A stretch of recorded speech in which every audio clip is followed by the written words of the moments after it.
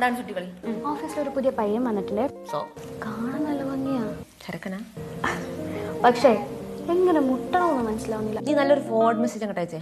എന്നിട്ട് അടിയിൽ എഴുതണം സോറി ബൈ മിസ്റ്റേക്ക്.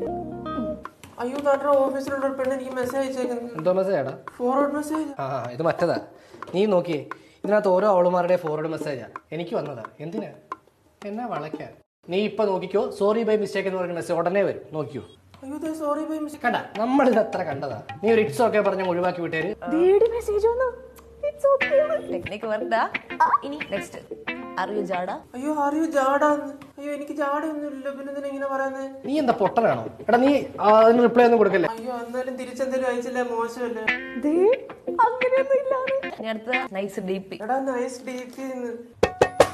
പൊളി മാൻ പൊളി, എൻജോയ്.